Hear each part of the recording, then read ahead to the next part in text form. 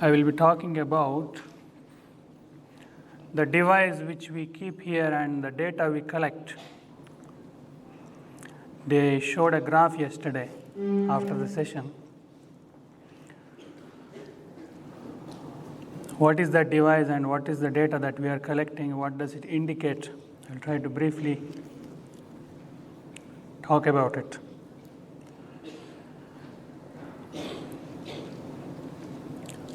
In the last 100 years, a lot of anomalous data has been collected across the world. Anomalous data in the sense it goes against the laws of physics. It doesn't obey what we call as science in our times. So many types of experiments, not just one type, many types of experiments.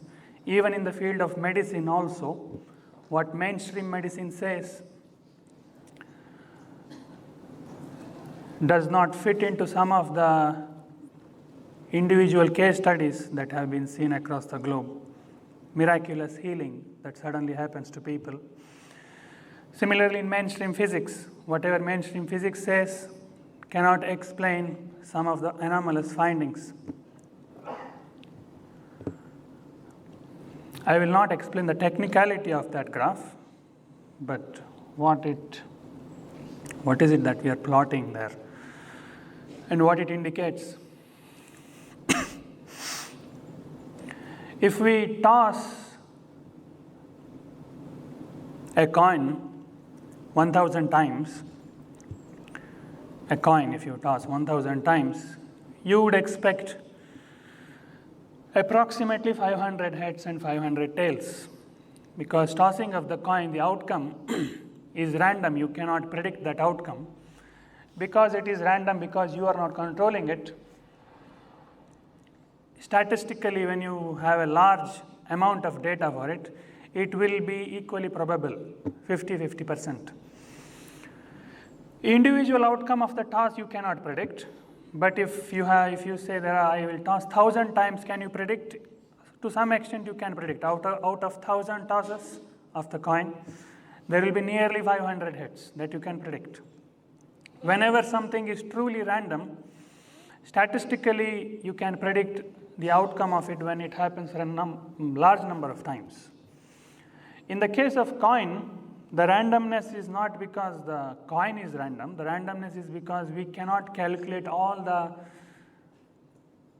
variables at play. If you can actually calculate how you are holding, at what angle you are holding, how much force you are giving, everything, if you calculate, the outcome is not random. It is predictable. You can, the moment you toss, if you calculate everything, how many spins will happen, how it will fall down, if you can calculate everything, you can predict. In the case of the coin, randomness is not true randomness. The randomness is because we can't calculate everything, and therefore the outcome is random as far as we are concerned. But in the subatomic world, in the deep inside matter, randomness is inherent. Complete measurement doesn't even exist in the matter level, in the deep down level. So in quantum physics, what they found was subatomic particles, their behavior is random. Individual particles' behavior you cannot predict. No matter how much you try to measure, you cannot predict it. It is not because there is incomplete measurement, it is because the particle itself is incomplete. It doesn't have complete data. So in quantum physics, we always talk about statistical patterns. The overall behavior of 1,000 electrons you can predict. Individual electrons' behavior you cannot. Even now you cannot. Even after 100 years of its discovery, we cannot, because they realized that it is not because of our incapability, but that is inherent randomness in nature itself. But an interesting fact which they found in quantum physics is this, that although the behavior of electrons or any other subatomic particle, even if it is random, when there is an observer, its randomness goes away and it starts behaving more and more orderly. Its randomness goes away and you will be able to predict what it may do more and more. instead of, or in technical terms they say, instead of displaying wave behavior, it starts displaying particle behavior. One of the experiments in that regard was double slit experiment. When there is no observer, you can get one kind of output. When there is an observer, you get another kind of output. Now this device is based on that particular observation, that subatomic particles behave in one way when there is nobody observing and behave in another way when there is somebody observing. That device is called random event generator. It generates bits, zeros and ones, and that bit stream is taken from some subatomic activity at the level of electrons, electron jumps that happen at a minute level, that is captured as bits, zeros and ones. If more electrons jump, it is 1, if less jump, it is 0. So since its data is coming from the subatomic level, it is truly random. Truly random means if you simply allow it to run for a long time, the number of ones and the number of zeros that it generates will be almost equal. It's actually like a coin flipper, but the difference is it will generate a large number of data. For 1 second, it will create 200 bits. So it's like it tosses 200 coins in 1 second. It is something similar. So for every second, we have 200 bits. Bits means zeros or ones, randomly sequenced. So if you run this, simply if you run this for a day, you will get a large number of bits. You will get millions of bits. And in those millions of bits, the amounts of zeros and ones will be almost equal because it is a random event that is happening. The zeros and ones are random events, like the head and tail of the coin. So in the large statistical sense, there will be 50-50%. But what they started observing, these type of experiments have been done since 40 years near now, 40-50 years. They have basically done two types of experiments. One type of experiment is they will keep one individual person in front of the screen when the machine is running live. Even now it is running there. When the machine is running live, there will be a feedback on the screen. The graph will be plotted live. It will proceed up, down, up, down, up, down. It will be a live graph. So feedback will be given to the participant on the screen, and the participant will be asked to pay attention to the screen and have an intention. This is called intention experiments. They should have an intention to make it go up or down, anyone. They should choose, or the experimenter will tell them, you give a strong intention to make it go up. And the participant will sit with that intention to make the graph go up and up. It doesn't happen so drastically that if some person sits and it goes up, it doesn't happen like that. But when they collected a lot of trials, hundreds of trials of hundreds of people, and when they put it together into one graph, they saw that the graph really went up. The collective data really went up. In one hour session for one person, the deviation was not much. It was minute, not visible on the graph. But when they collected for hundreds of trials of many people and they put it into one graph, they saw that there was significant deviation. There is a parabola. Parabola it's a statistical way of seeing where it is significant, where it is not. So if the graph goes above or below the parabola, if it goes outside, either way, it is not supposed to happen. It is something unusual is happening in the environment. So in those intention experiments, they attributed it to the person's intentions. Because they sat and intended it to go up, it went up. This, in technical terms, is called as psychokinesis. Psychokinesis means the ability to move matter using your mind. It means your mind has power over matter. If you simply pay attention to something, it will start behaving more and more orderly. The randomness will go away. So if in this graph, if the plot goes upwards, it means there are more number of ones. If it goes down, more number of zeros. Either way, it means more order. This is one kind of experiments they did. And then later they thought, instead of making one person sit and do it 100 times, why can't we keep that device where there are 1000 people already sitting and doing one thing, where there are 1000 people doing the same thing, there is coherence in the attention, all 1000 people are attending to one particular thing, their mood is the same. So if we keep the device there, instead of doing it 100 different times for 100 different people, we will get lot of data at once. This is called as field REG, field random event generators. They will keep it in a common place where there are thousands of people doing the same thing, attentively doing the same thing. And then they started noticing that the deviations are observed very quickly in such cases.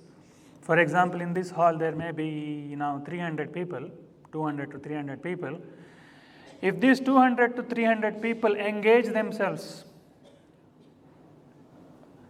very strongly in one particular type of mood, particular type of activity, this device will show deviation, either upward or downward. There is no significance to whether it is up or down, that correlation is not yet found. So it shows that in this hall, there is lot of coherent mental activity. That coherent mental activity starts showing orderliness in matter itself, in an external matter. Physics doesn't explain this as to why and how this happens, but it happens.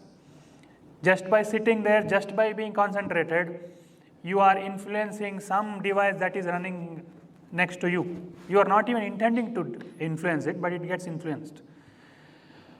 Now, how can we apply it to personal situations? See, if simple observation or simple concentration influences external matter, just by paying attention to something, if the behavior of external matter which is running in that device is getting influenced, if you pay attention to your own body, won't your body get influenced?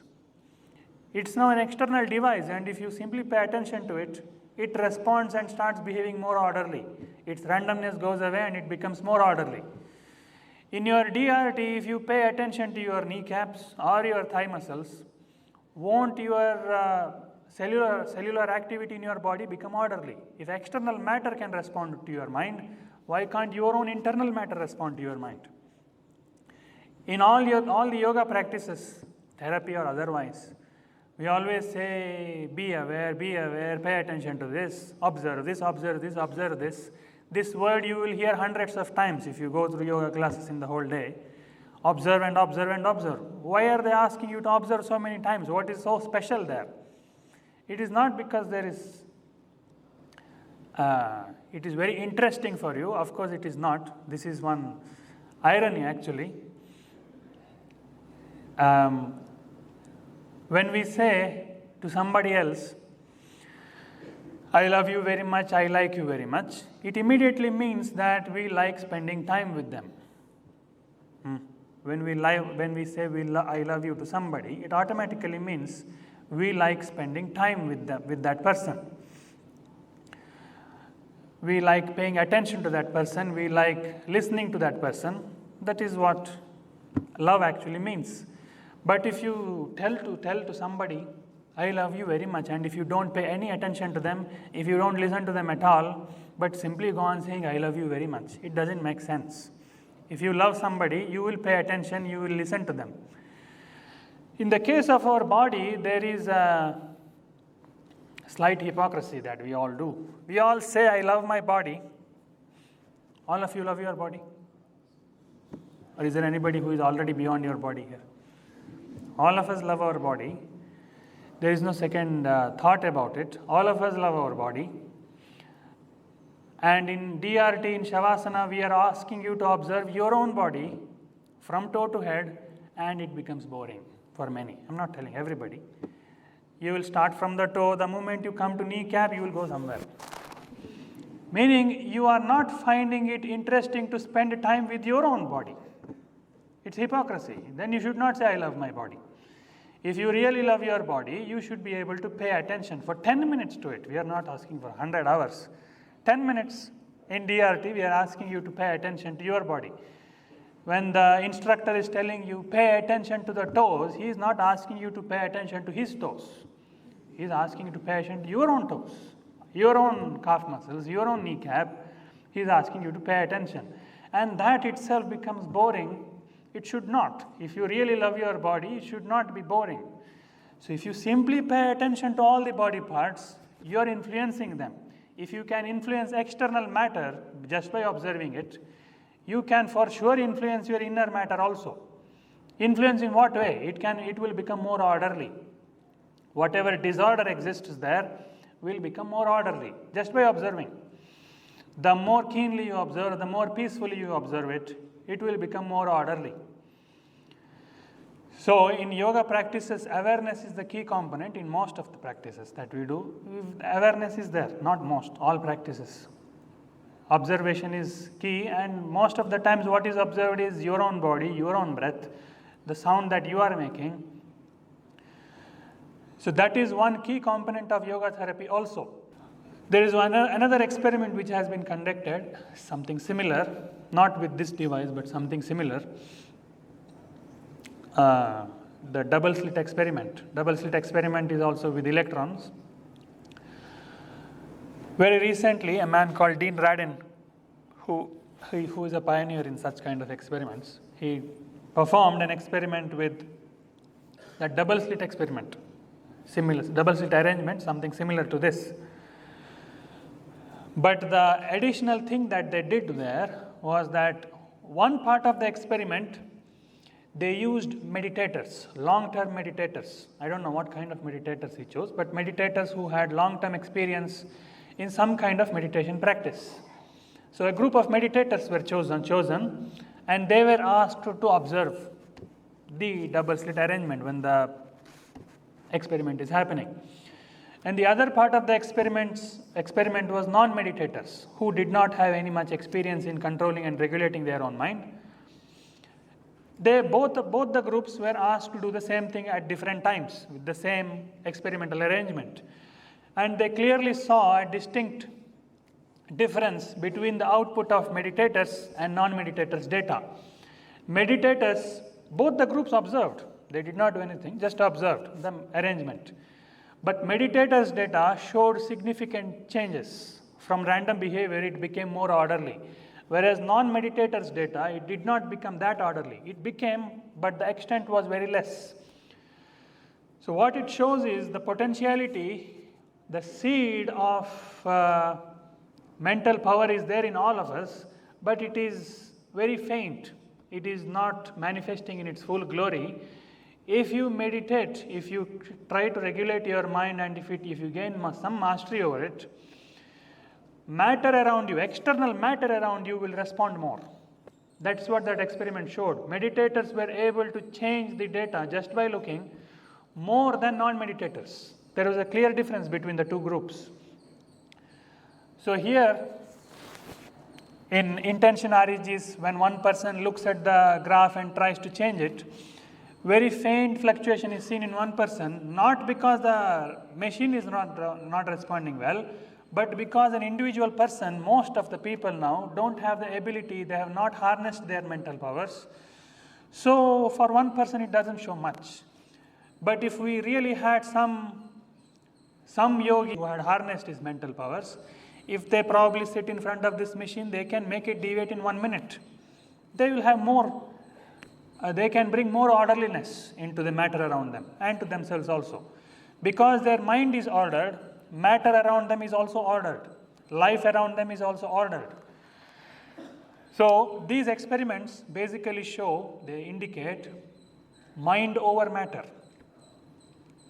It which goes against mainstream physics. According to mainstream physics, matter is the emperor of creation. Matter is occupying the throne of the universe. It is the ultimate. And mind is just an outcome of matter according to materialism. Whereas according to these findings, we see a reverse correlation. We see mind over matter. But when we say mind over matter, we are not giving the ultimate position to mind. That also you should remember.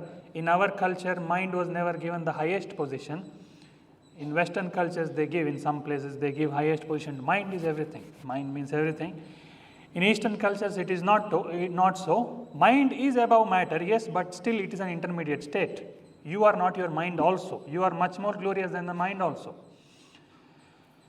But in these experiments, we see that hierarchy being displayed, that mind is a little superior to matter. If mind is regulated, matter is regulated, not the other way around.